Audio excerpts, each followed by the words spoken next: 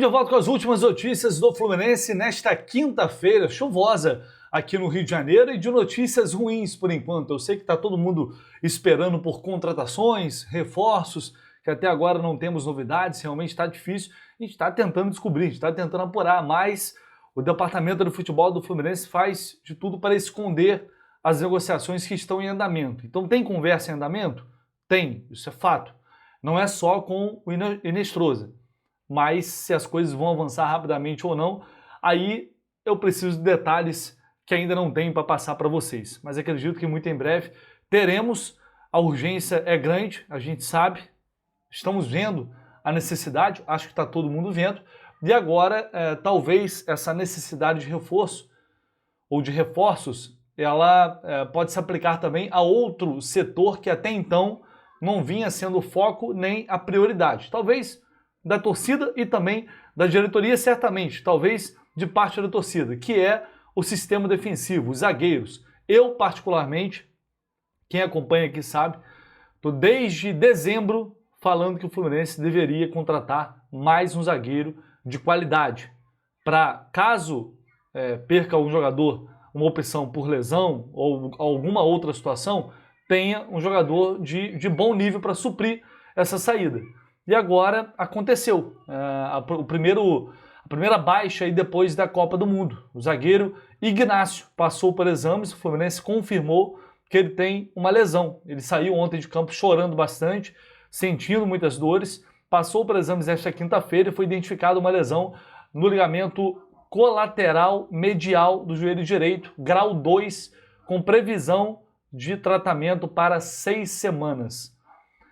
Quando o Ignacio saiu chorando ontem e andando, eu já imaginei que poderia ser um LCM, um ligamento colateral medial, pelo movimento que a gente viu do joelho, e sabia que não era um LCA, porque graças a Deus ele saiu andando, sentindo muita dor, mas saiu andando. Mas enfim, lesões que a gente já viu acontecer com o André, com o Alexander, Riquelme, Isaac, recentemente tiveram essas lesões, a grau ali de diferenciação, evidentemente. E o Ignacio, portanto, foi grau 2, né, que dura mais ou menos um mês aí esse período de tratamento, que é um tratamento conservador, não é necessário cirurgia.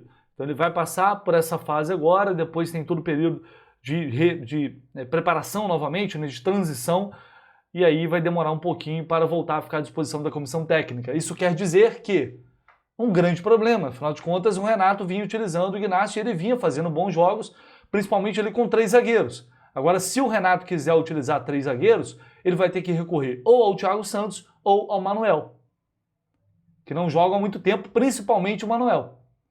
Então daí, agora a gente tem, na prática, não só na teoria, a necessidade de ter mais um bom zagueiro no elenco. Talvez isso possa mudar também a visão da diretoria da comissão técnica em relação a isso. E pensando pelo lado bom, aconteceu agora que a janela ainda está aberta, tem tempo de correr atrás. Mas, enfim, a gente está vendo a dificuldade que o Fluminense está de trazer jogadores, de abordar o mercado, de contratar jogadores. Não está fácil, não está simples. E não sei se a diretoria vai dar o foco necessário, na minha visão, para essa... Não dá nem para dizer que é uma reposição ao Ignacio, porque ele não vai ficar tanto tempo fora assim. Só que um mês e meio, num calendário como está agora, um jogo atrás do outro, vai fazer falta, é evidente. Talvez o jogador chegando, aquele período de readaptação, demora um pouco, daqui a pouco ele está voltando, mas não é só pensando agora, é pensando na sequência do ano, porque pode acontecer com outro jogador também, pode acontecer com o Thiago Silva. Enfim, é uma preocupação que eu tenho já há muito tempo. Vamos ver agora como que o Fluminense vai tratar essa possível reposição ou não do Ignacio ali no sistema defensivo. Por falar em zagueiro, olha só, a Raíssa Simplício postou uma informação, publicou uma informação hoje, falando do Zumar.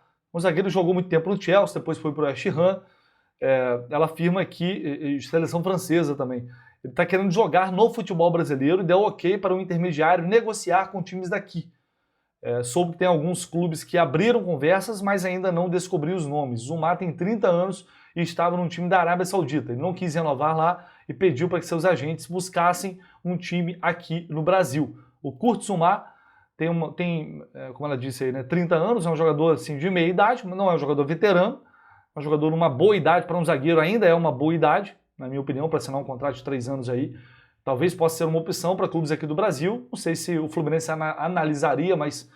E também não sei o valor que estaria envolvido numa transferência como essa, porque ele foi para o Al Orobá da Arábia Saudita, está aqui na tela para vocês, por empréstimo.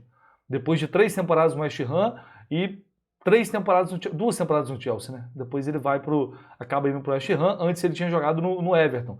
E assim, são muitos anos ali de Premier League, indo e voltando para o Chelsea, jogando 43, 36 jogos, 39 jogos, ou seja, muitos jogos na temporada. É um zagueiro que teve esse bom momento no Chelsea, que, por exemplo, nessa temporada 2020-21 fez 5 gols, na anterior tinha jogado 43 jogos, então é um jogador de muito vigor físico. Assim, eu lembro bem dele, de ter visto muitos jogos dele pelo Chelsea.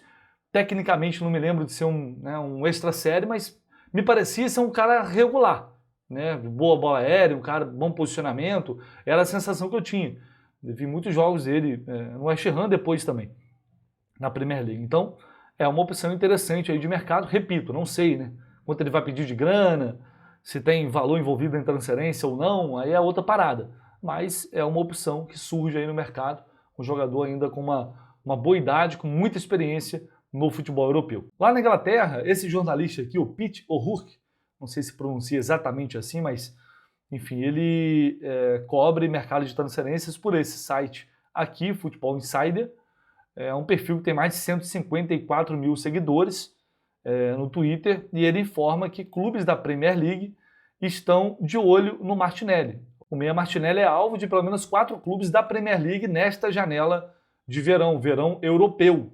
É o que está dizendo, mas ele não especifica aqui os clubes, não dá nomes, então é algo realmente muito vago. O Martinelli fez uma grande Copa do Mundo, esquecendo o erro de ontem, né? Mas vinha fazendo uma grande temporada, fez uma grande Copa do Mundo, então é natural que venha sendo monitorado.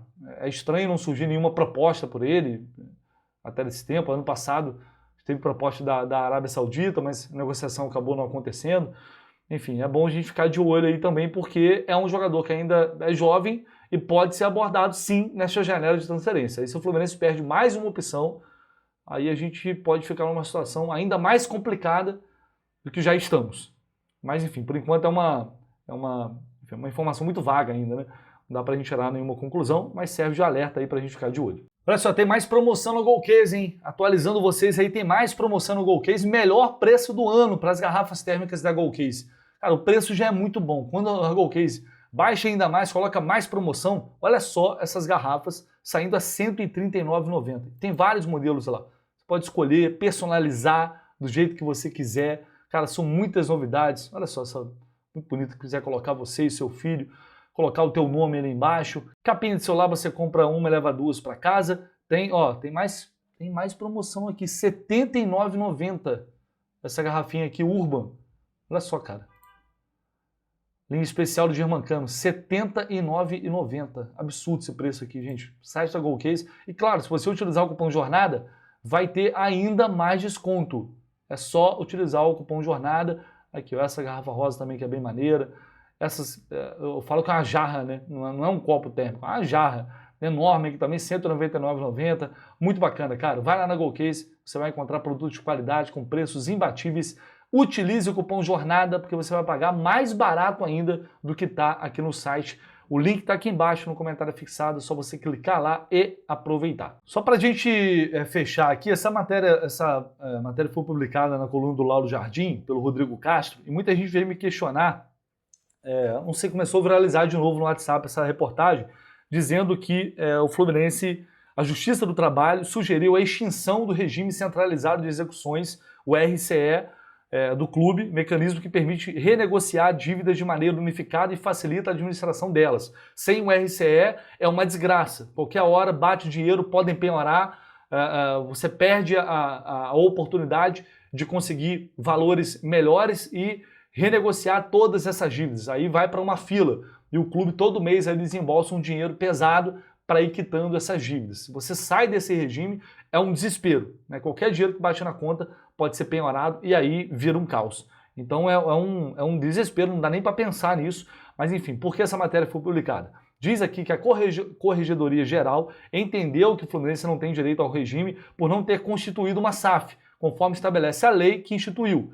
O RCE do Fluminense foi aprovado em 22, mas meses depois, em outubro, uma decisão do TRT confirmou que o clube poderia usufruir do regime do RCE, mesmo não se tornando SAF. E aí, enfim, esse direito foi questionado após o ministro corregedor-geral do TST editar um provimento que fixou o entendimento de que o RCE se aplicaria apenas a clubes que se converteram em SAF. Então não caberia a um clube associativo, como é o Fluminense.